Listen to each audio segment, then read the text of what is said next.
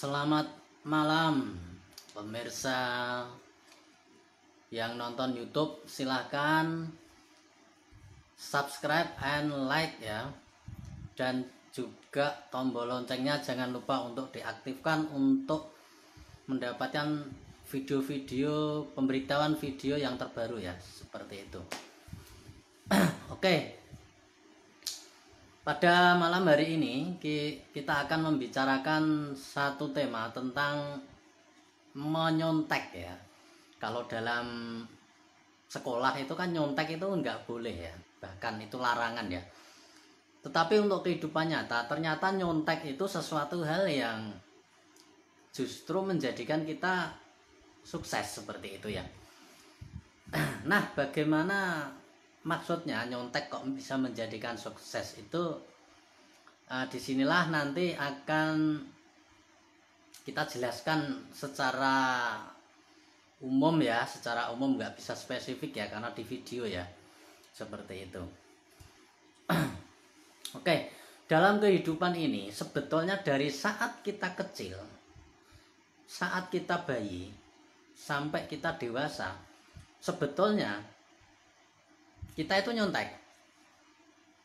Maksud saya, kita tidak bisa melakukan pembelajaran secara teori seperti itu ya.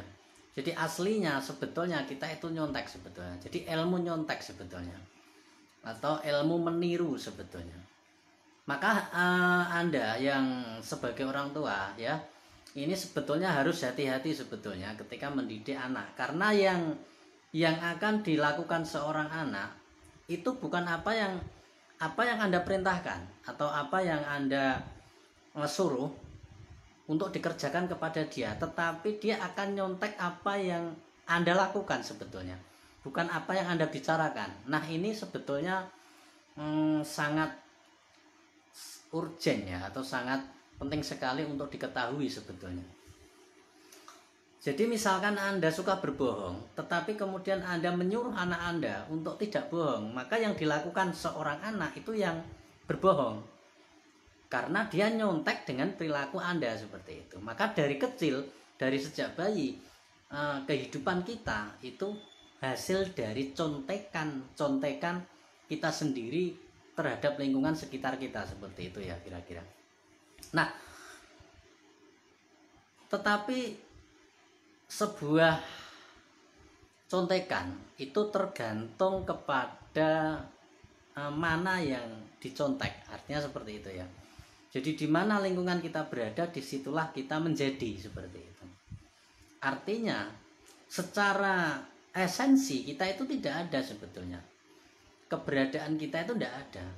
Kita menjadi berdasarkan contekan yang terjadi kepada lingkungan sekitar kita, seperti itu.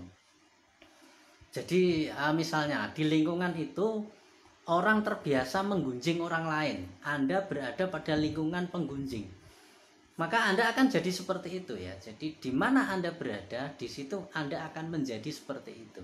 Karena alam bawah sadar Anda itu memang tugasnya nyontek sebetulnya. Dia itu tugasnya merekam ya, merekam apa yang ada di sekitarnya, atau nyontek istilahnya, seperti itu ya. Nah, nyontek ini tidak hanya berkaitan dengan hal-hal yang sifatnya terlihat mata ya, tetapi alam bawah sadar itu menangkap sesuatu hal yang tidak tampak ya, seperti energi-energi yang tidak terlihat. Itu alam bawah sadar tahu, dan dia akan kemudian langsung mencontek begitu saja dan menjadi file, menjadi rekaman di alam bawah sadar kita, dan itu akan ditampilkan terus ya. Itu menjadi jalan hidup kita, atau jalan hidup si anak tadi, seperti itu ya. Jadi misalkan di lingkungan itu Anda berada pada lingkungan yang miskin, maka Anda cenderung punya pola pikir miskin ya. Saya tidak berkata Anda miskin ya, tetapi pola pikirnya ya, rekaman-rekaman kemiskinan. Misalkan rekaman kemiskinan itu apa? Misalkan pendapat bahwa hidup itu sulit, uang itu langka, uang itu sedikit, uang itu sulit, uang itu sumber masalah. Ya, uang itu hal yang berkaitan dengan duniawi dan harus dihindari, jangan banyak-banyak seperti itu. Uang itu sumber masalah, uang itu sesuatu hal yang duniawi. Nah, semua rekaman-rekaman itu akan masuk ke dalam pikiran Anda dan kemudian itu akan menjadi jalan hidup Anda seperti itu. Jalan hidup Anda maksudnya bagaimana ya? Jalan hidup di mana Anda akan berusaha menjauhi uang, walaupun secara kehidupan nyata mungkin Anda butuh uang. Anda menginginkan uang secara pikiran otak kiri Anda ya, pikiran logis Anda mengatakan Anda butuh uang, Anda ingin uang, Anda ingin mendapatkan uang yang banyak misalkan. Akan tetapi pikiran bawah sadar Anda karena sudah membawa rekaman-rekaman penolakan terhadap duniawi, terhadap uang, terhadap harta, bahwa harta itu adalah sumber masalah, itu akan dihisap 70 kali dan sebagainya, maka kemudian itu Anda tolak gitu. Secara tidak langsung, secara tidak Anda sadari, Anda menolak uang. Ya. Jadi Anda menolak uang, Anda takut dengan uang. Bicara uang saja lo nggak berani. Ada orang yang bicara uang itu nggak berani. Dia sangat takut untuk sesuatu hal yang terkait dengan uang, walaupun dia butuh ya. Tapi dia takut sekali dengan namanya uang ya, kata yang berkaitan dengan uang, berkaitan dengan harta, berkaitan dengan itu, dia takut sekali ya, menganggap itu jahat, negatif dan sebagainya. Nah, karena kita memahami bahwa alam bawah sadar itu sukanya nyontek ya, dia tidak tahu salah benar ya. Nah, ini garis besarnya ya, alam bawah sadar kita itu dia tidak mengetahui salah dan benar ya, dia tugasnya hanya nyontek, entah itu salah entah itu benar, dia nganggapnya benar, jadi semuanya itu benar ya, semuanya itu benar, pokoknya yang ada di sekitarnya itu kemudian langsung dicontek begitu saja, dianggap benar seperti itu. Kecuali nanti ada contekan baru yang menggantikan contekan yang lama, itu bisa terjadi, tetapi untuk mengganti itu membutuhkan proses yang panjang sebetulnya ya, membutuhkan proses yang panjang.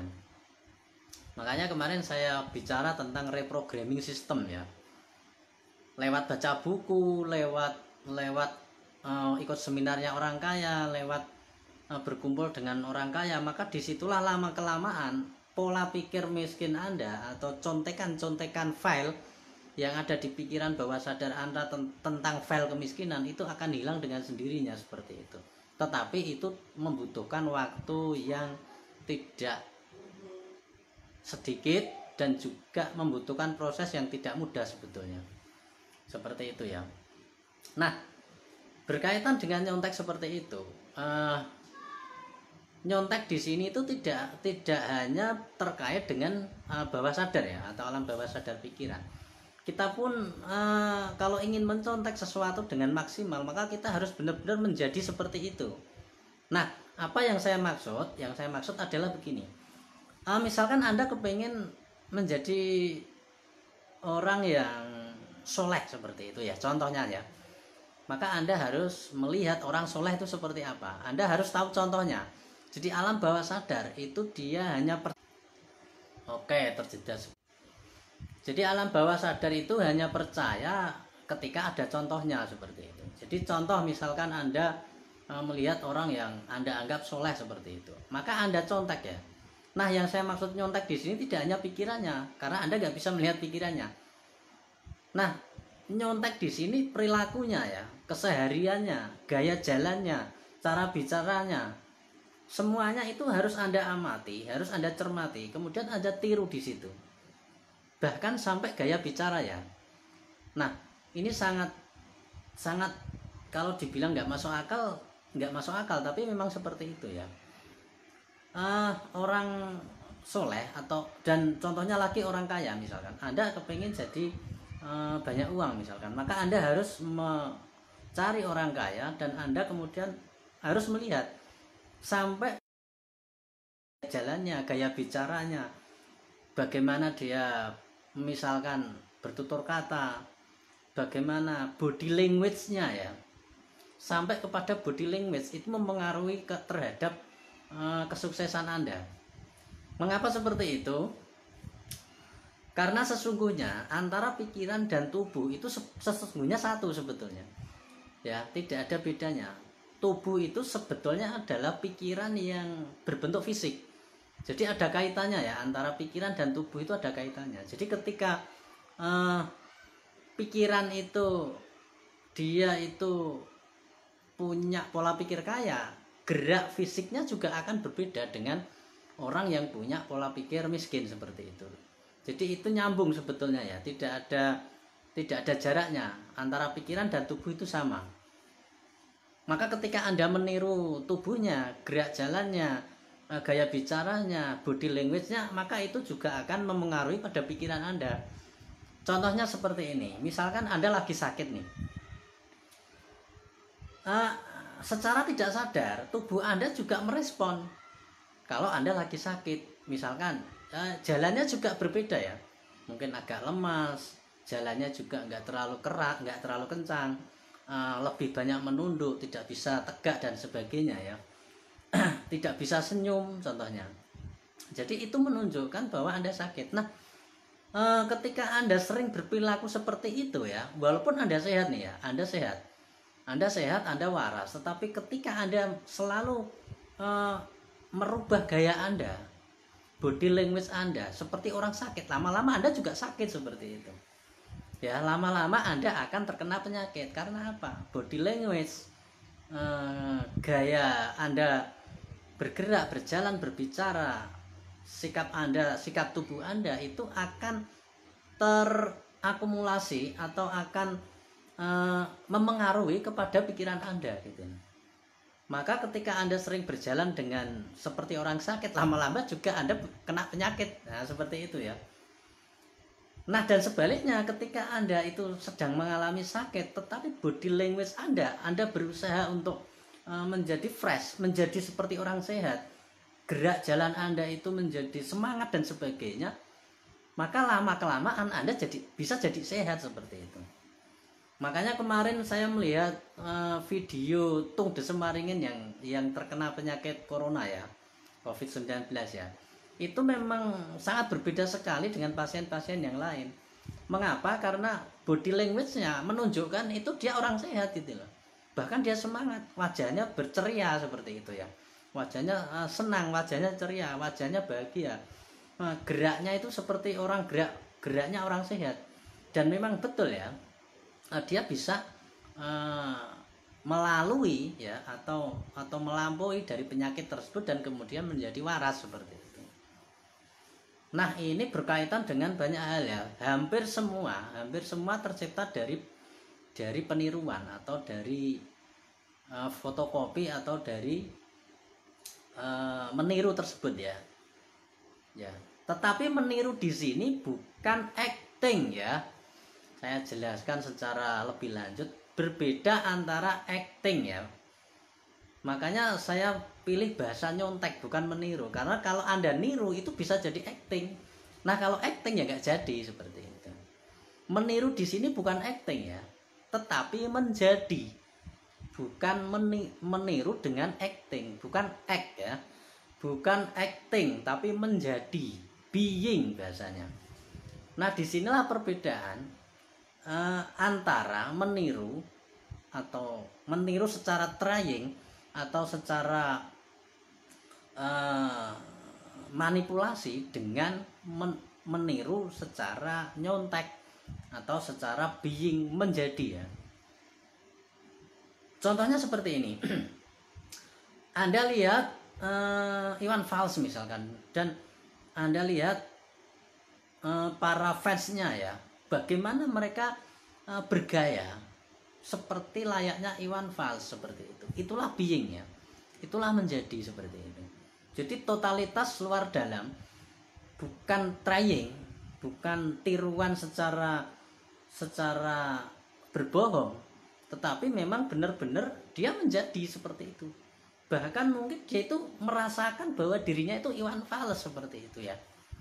Nah, disitulah akan terjadi power, terjadi vibrasi yang sama dengan Iwan Fals gitu. Walaupun dia bukan Iwan Fals, tapi vibrasinya, getarannya, vibrasi, getaran dan frekuensinya itu sama dengan iwan fals gitu loh. Ya, itu yang saya maksud dengan menjadi ya. Jadi bukan meniru dalam arti menipu ya, atau berpura-pura ya. Bukan berpura-pura ya di sini ya saya maksud ya. Jadi betul-betul ini menjadi seperti itu.